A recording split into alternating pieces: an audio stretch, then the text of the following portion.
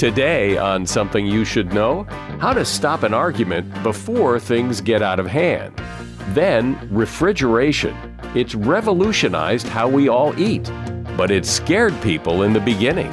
People were seriously against it at first. They were afraid of it. People thought this was zombie food, undead, and they didn't trust it. And quite right, because they no longer knew how to know whether it was fresh or not. Also, there's something in every woman's purse that probably needs attention. And volcanoes. You know what they are, but you may not know a lot about them. They're really fascinating. One of the things that fascinates me about volcanoes is we would not be here, I don't think, as a species if it was not for volcanoes. The gases coming out of volcanoes help to maintain our atmosphere over geological time. All this today on Something You Should Know. Something you should know. Fascinating intel, the world's top experts, and practical advice you can use in your life. Today, Something You Should Know with Mike Carruthers. Hi there, welcome. I want to start this episode by offering up some really good advice that will make you better at resolving any conflict. And it comes from a gentleman named Jim Farrell who wrote a book called The Anatomy of Peace. You see, in any conflict, you've got a couple of things going on that make it difficult. Number one, no one in a conflict thinks they're wrong. So trying to convince someone they are wrong, while that may feel like the right thing to do, rarely moves the conversation towards a resolution. In fact, it often makes things worse. Number two, the natural tendency in a conflict is to ask at some point, so how do we fix this? The problem with that question is that you're trying to fix something that has already gone wrong. It's already broken. That's not always possible or even desirable. A better question might be, what can we do to help things go right? That steers the conversation towards a more permanent solution. Understanding these two concepts and putting them into action can make anyone better at resolving conflict. And that is something you should know. There is this invention, this technology that you interact with every day, and you probably don't give it much thought, yet it has really changed the world significantly, more than you probably realize. And that invention is refrigeration, artificial cold. And yes, having a refrigerator in your kitchen is wonderful, but like with any technology, there are problems too.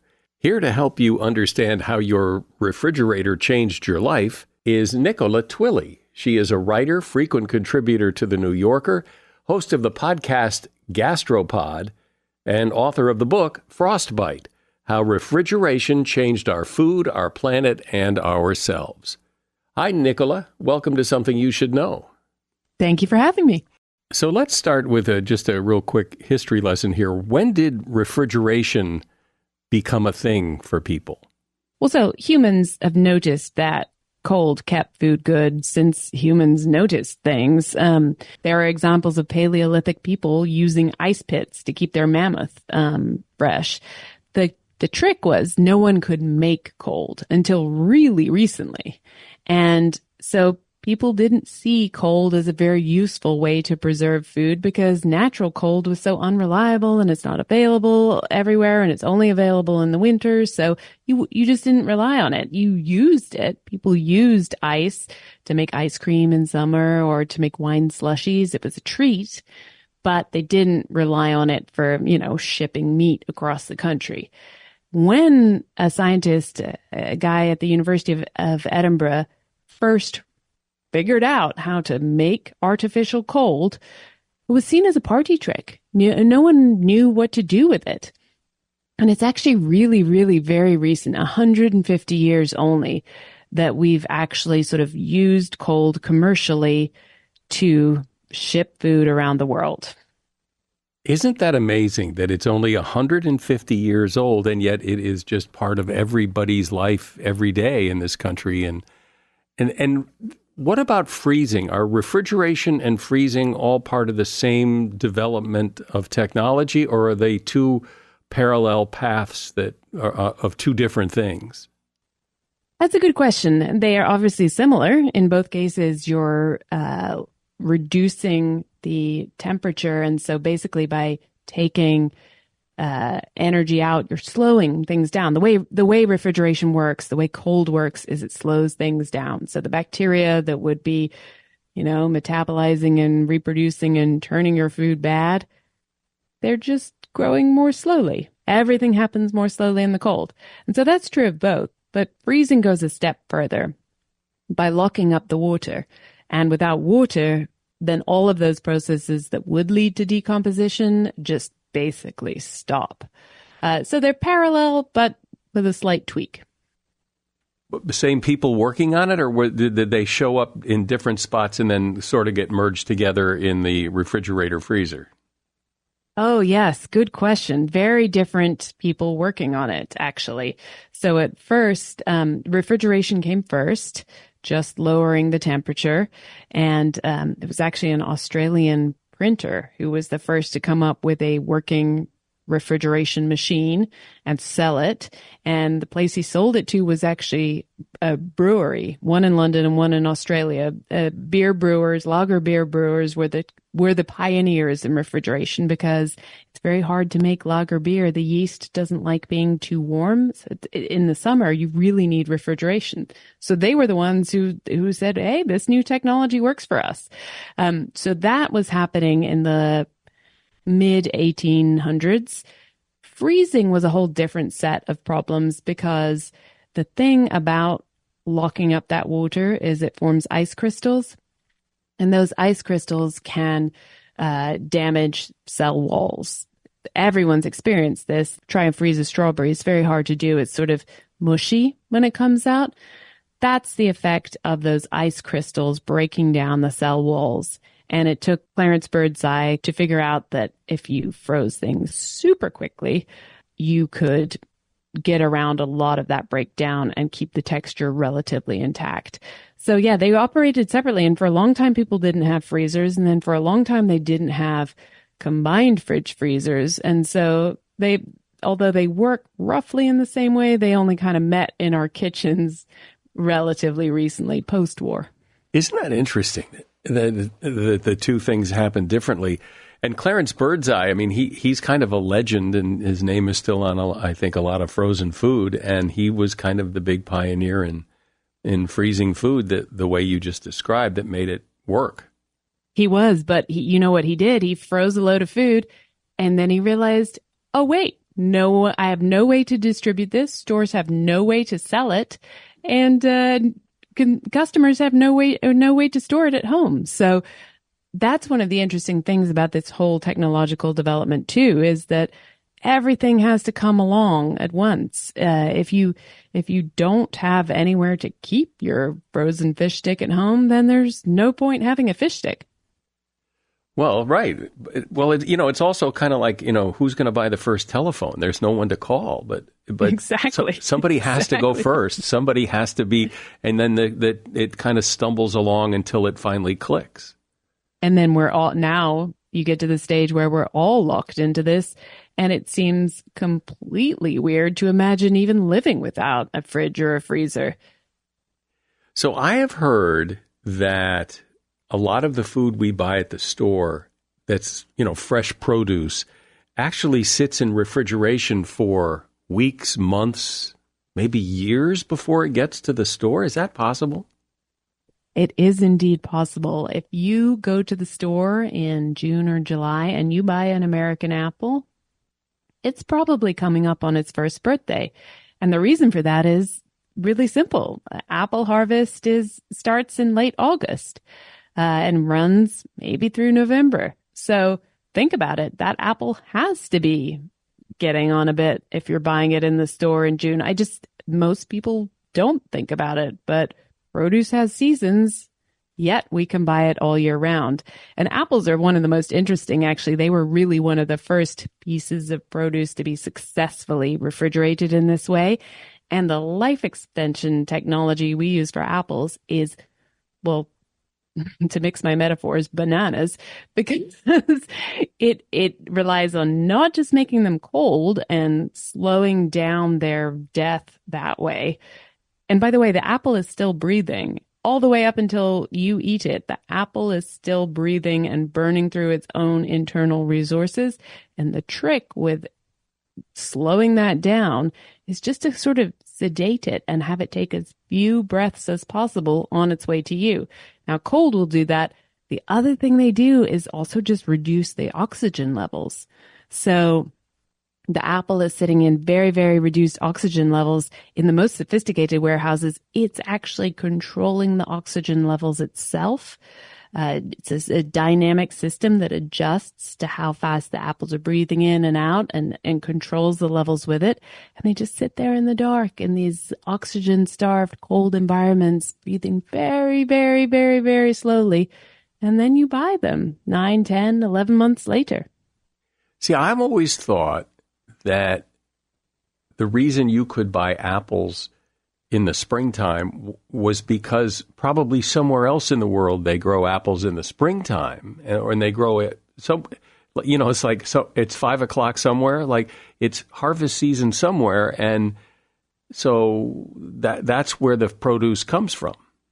Well, that's also true. I mean, so if you can buy an American apple in the stores right now, and it will have been stored under refrigeration since last harvest season. It's also harvest season somewhere right now. And guess how those apples are getting to you? In a refrigerated shipping container. So either way, it's refrigerated. Our topic is refrigeration, artificial cold, and how it has changed your life. My guest is Nicola Twilley, author of the book Frostbite, How Refrigeration Changed Our Food, Our Planet, and Ourselves.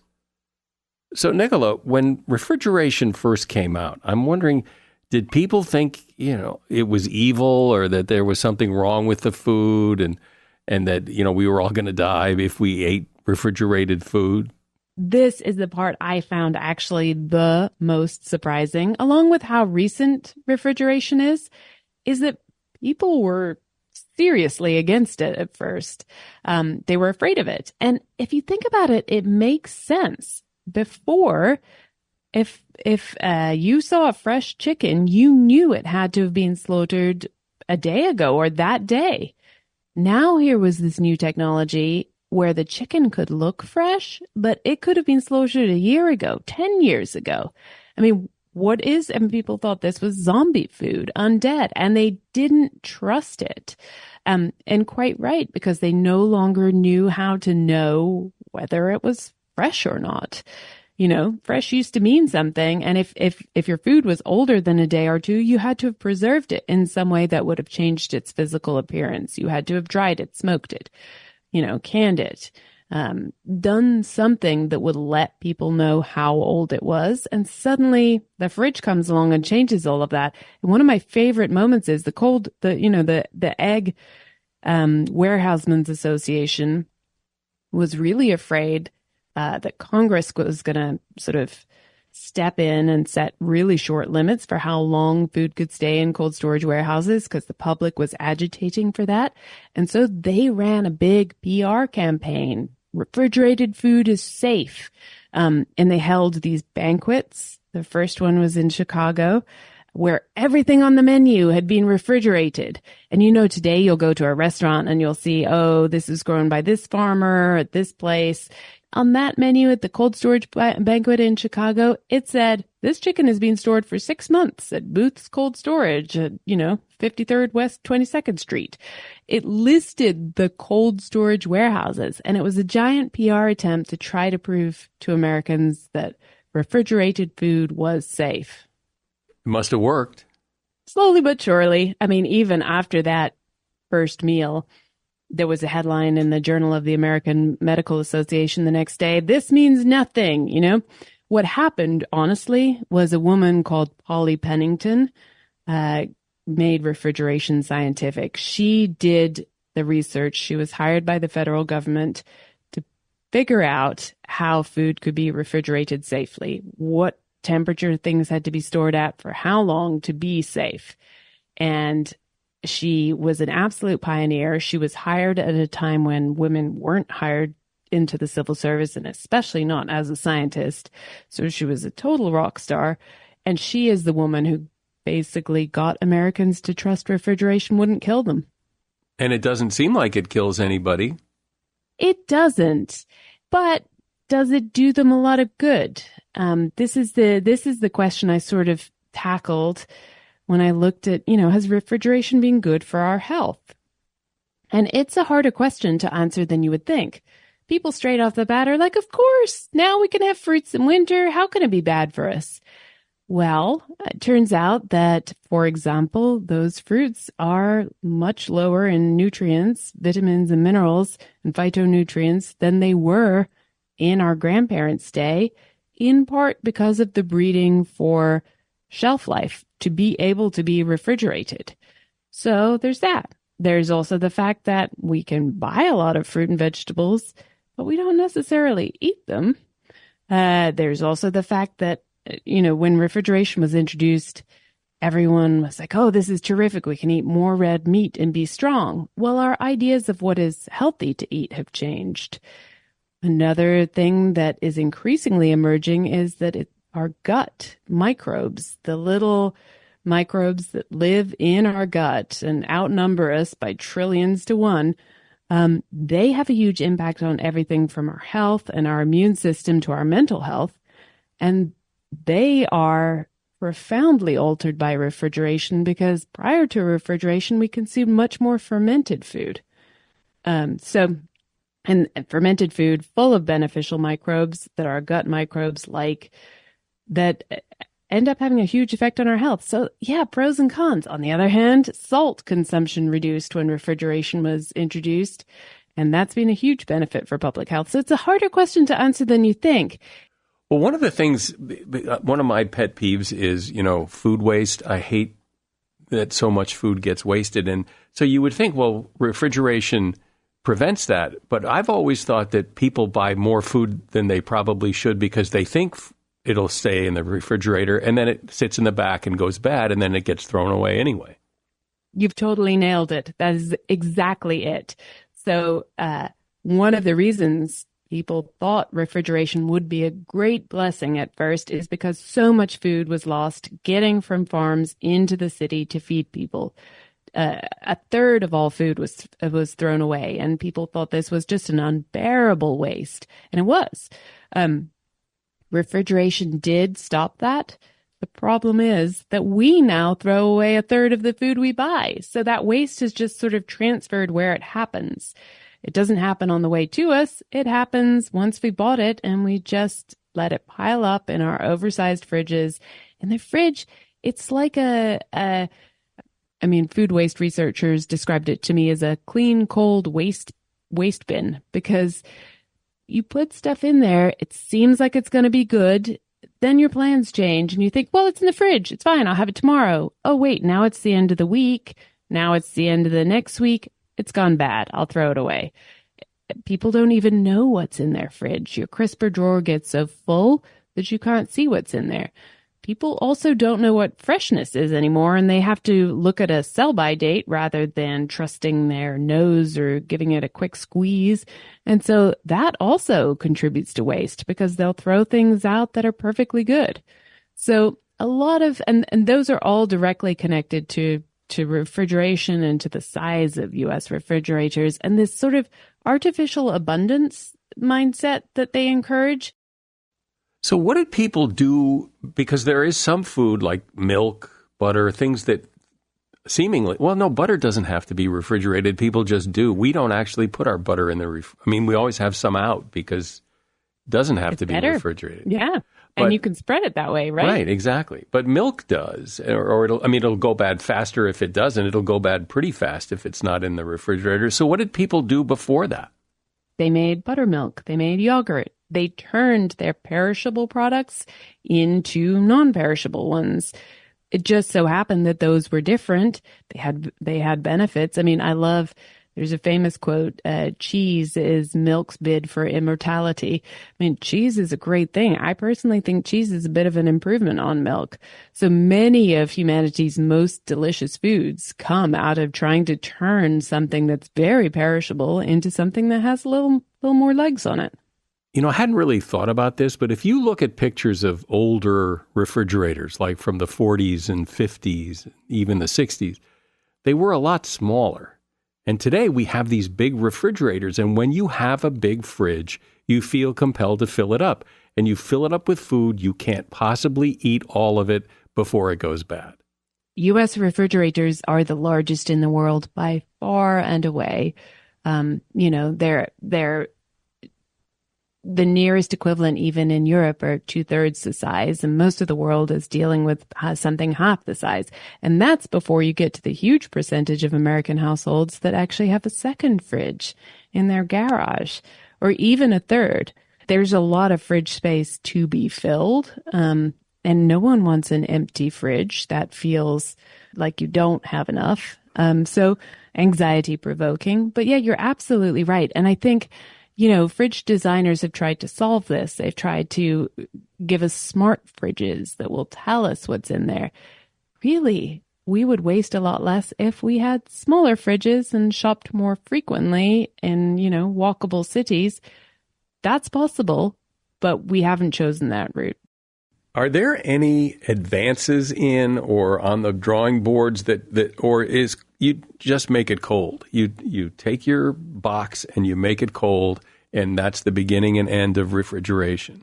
I love this question. Preserving food is one of the primary concerns if you're a human. It's up there with, reproduction and surviving, attacks from other animals.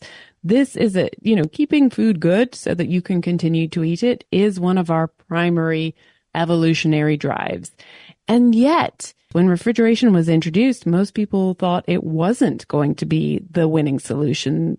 There were a lot of people who thought maybe, some kind of coatings or fumigation, or there were a whole range of technologies being developed in the 1700s that looked more promising than refrigeration.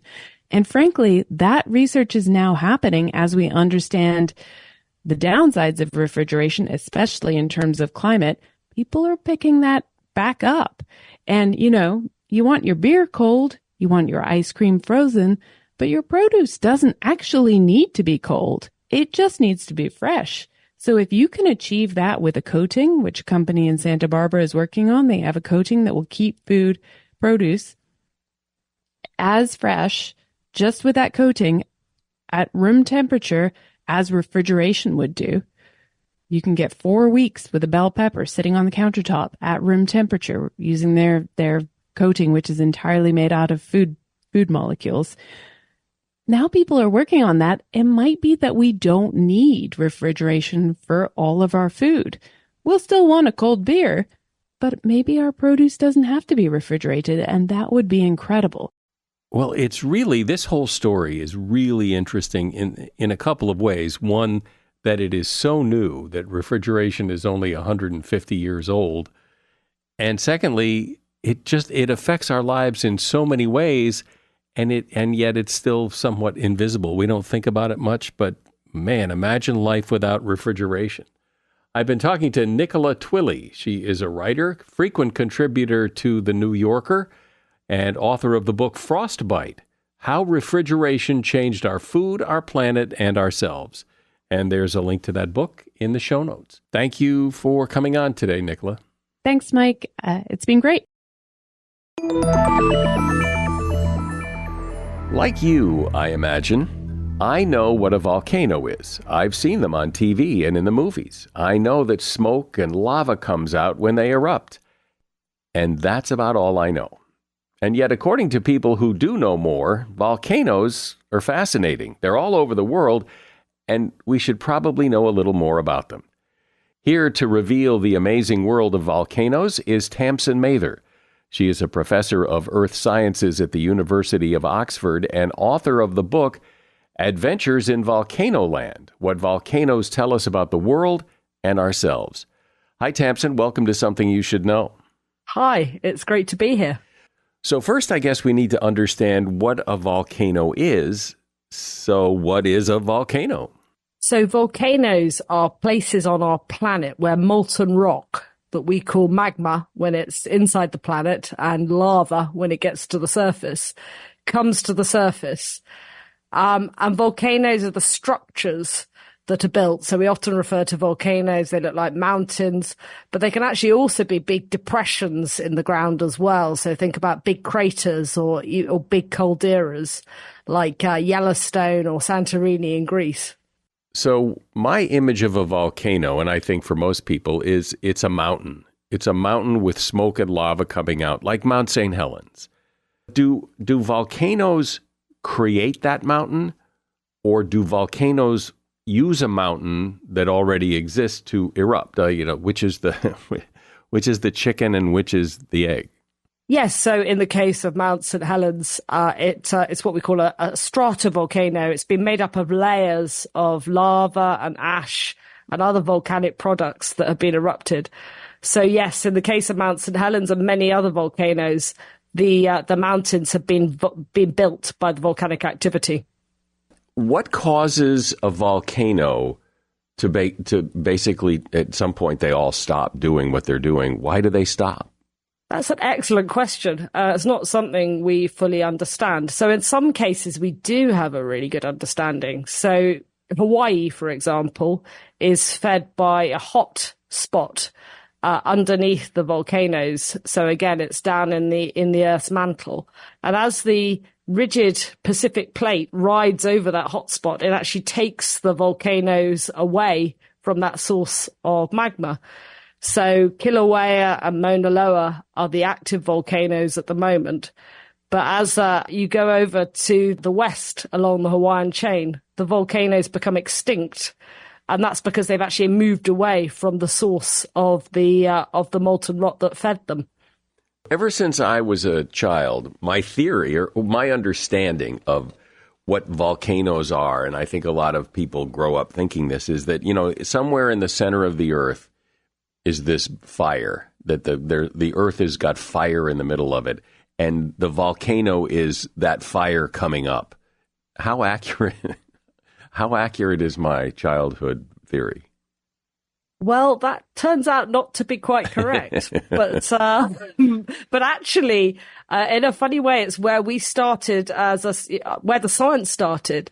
So hundreds of years ago, people thought basically that's what volcanoes were. They thought that was where Earth's internal fires found their way to the surface, very much like your idea there. People had these ideas of them being sort of chimneys for Earth's inner fire.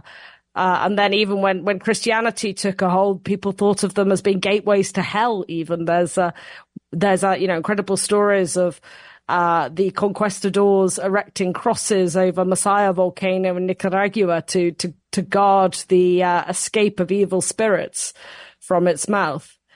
But since the modern era of science, we've been able to understand much more about our planet's internal structure.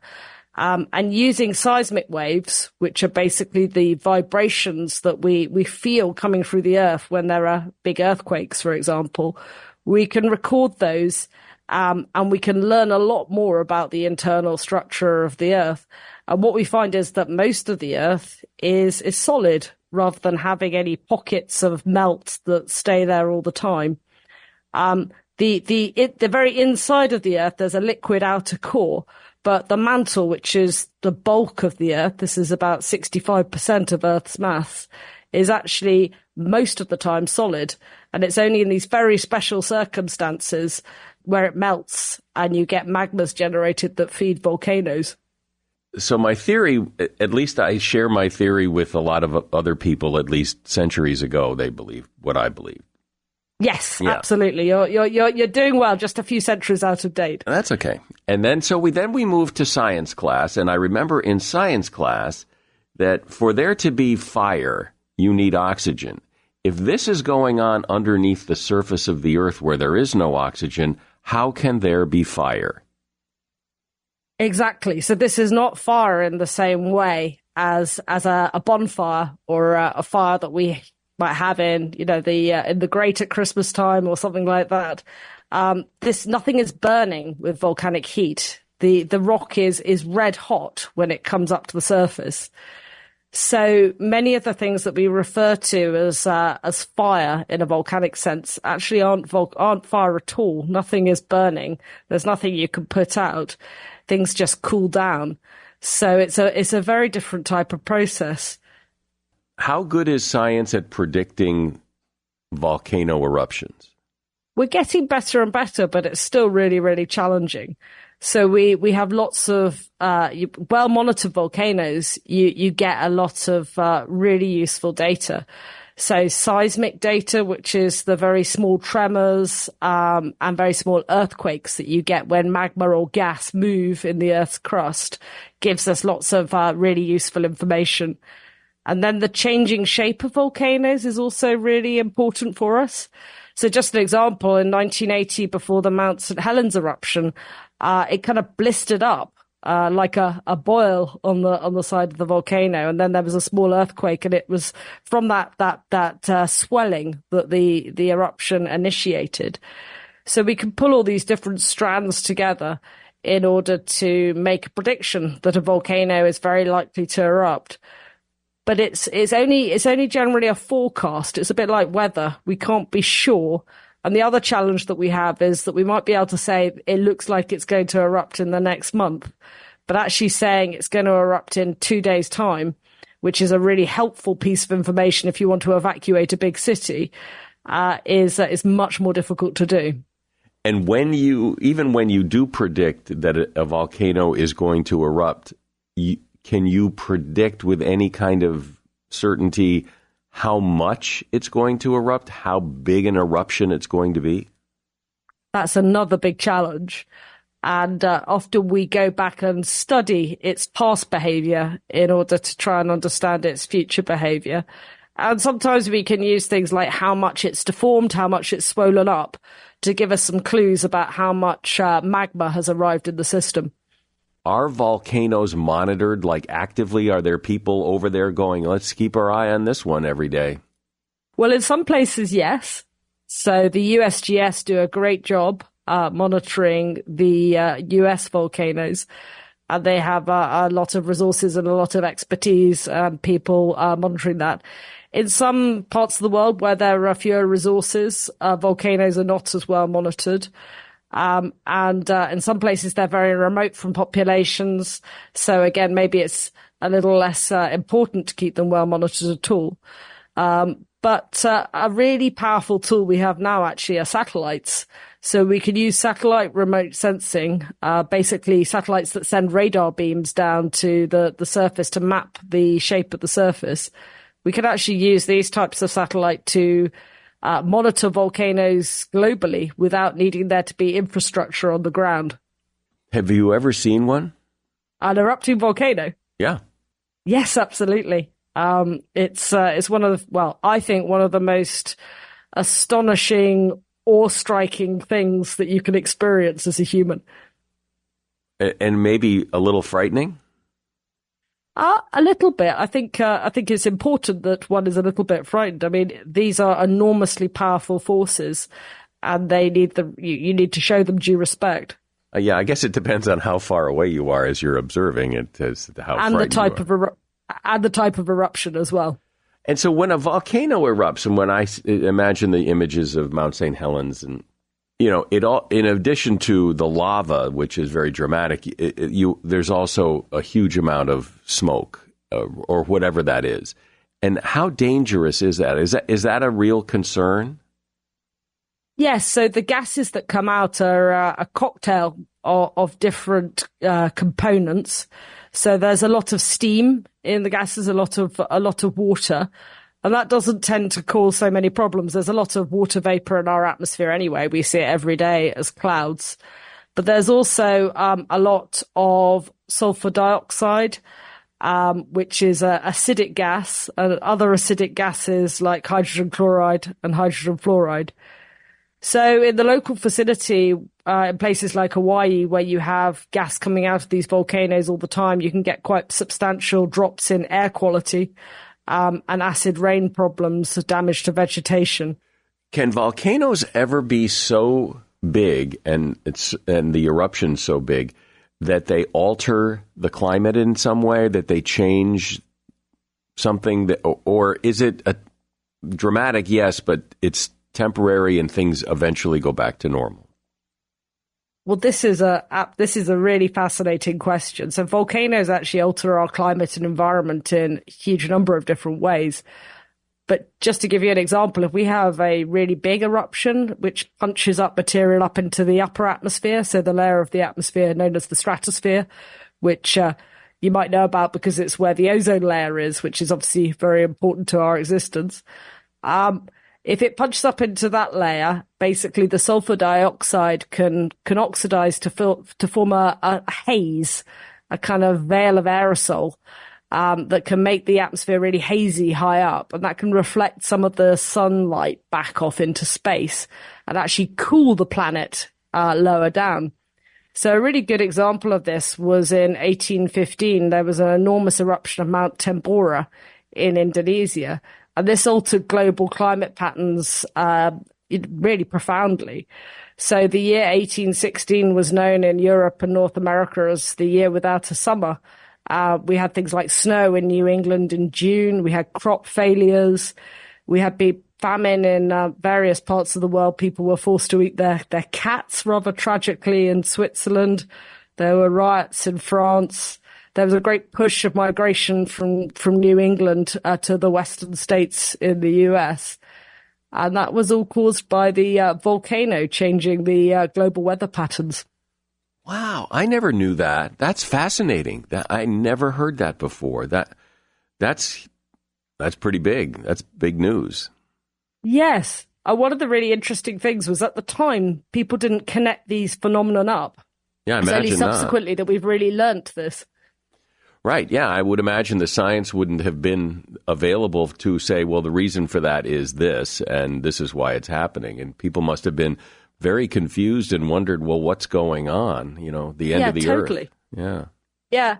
So really the eruption that people really became aware of was in 1883, which is the Krakatoa eruption, again in Indonesia. And this did not have such a profound effect on global climate. But because we had the undersea telegraph cables in place, news could travel around our planet much more quickly. So people were aware of this eruption within hours of it happening and started looking for phenomenon, looking for changes. So looking for amazing sunsets, which they saw, and evidence of the pressure wave traveling around the planet in terms of barometers and things like that. So actually it was the communications technology of the time really changed the way that we experience and understand volcanoes. Once a volcano has erupted, is there always the potential that it can erupt again, or are you able to identify some volcanoes, these are dead and we'll never hear from them again? So some volcanoes, the tectonic plates have rearranged themselves as they've been moved away from the source of the source of their magma. Other volcanoes do seem to have gone dead just because they haven't erupted for a very long time. And often we can't exactly work out why. It's just that the focus of the way that the magma finds its way to the surface seems to have shifted.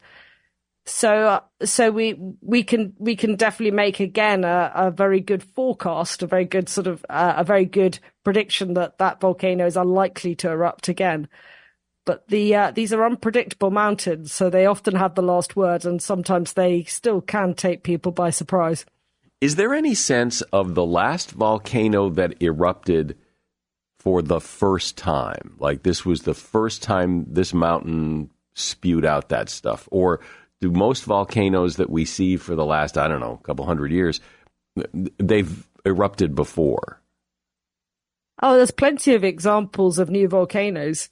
So in some ways, the activity that's going on in Iceland at the moment on the Reykjanes Peninsula, these are new fissures that are opening up all the time.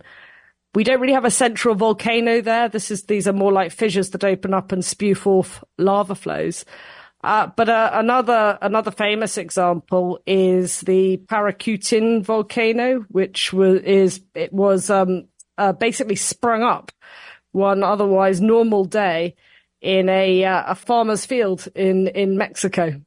Do volcanoes ever erupt, or does volcanic activity ever occur in places where it wasn't expected? Or do you pretty much know where it's going to happen, generally speaking? Generally, they come up in places that we expect volcanism. So in areas that have had other volcanoes going off in the past or other similar types of fissure eruptions in the past, they don't normally come up in completely unexpected zones away from other volcanic activity. When lava flows out of a volcano, how hot is it? How hot can it get? So the basaltic lavas that come out of volcanoes like Kilauea in Hawaii or the volcanism on Iceland are getting on for about 1,800 degrees Fahrenheit. Is there anything about volcanoes that you've seen in the research that would surprise people? One of the things that fascinates me about volcanoes is we would not be here, I don't think, as a species if it was not for volcanoes. How so?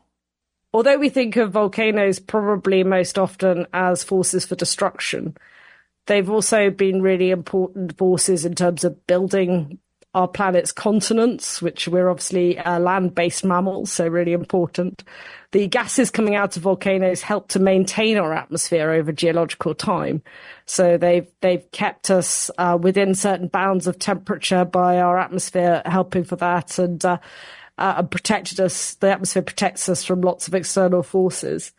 And then there's even some thinking that volcanic lightning or the hot vents on the ocean floor might have been some of the first places that the molecules for life were put together that laid the foundation for all of life on this planet. And I think that's incredible. Well, that puts the subject in perspective that we might not be here if it weren't for volcanoes. I've been speaking with Tamsin Mather. She's a professor of earth sciences at the University of Oxford. And the name of her book is Adventures in Volcano Land, What Volcanoes Tell Us About the World and Ourselves. And there's a link to that book in the show notes. Thanks, Tamsin. What a great topic. Thank you. Thanks, Mike. It's been really fun. Here's a question for you. If you carry a purse, and the question is, when was the last time you washed it? Those things are crawling with germs. Tests conducted by a hygiene solutions company found that leather handbags are the worst offenders because their porous texture provides the perfect growing condition for bacteria inside there. And the handles on your purse, they're probably the dirtiest feature of all. There's enough bacteria on the handles to cause a real health concern. The outside bottom of the bag is pretty bad too. I mean, we think about it. Your purse sits on all kinds of unsanitary surfaces and then ends up resting on your desk or the kitchen counter, and it's just kind of gross. So it might be a good idea to figure out the best way to give that thing a wash. And that is something you should know. The next time you're in a conversation and the subject of podcasts come up, I hope you remember to recommend this one. People like recommendations, and we like new listeners. I'm Mike Carruthers. Thanks for listening today to Something You Should Know.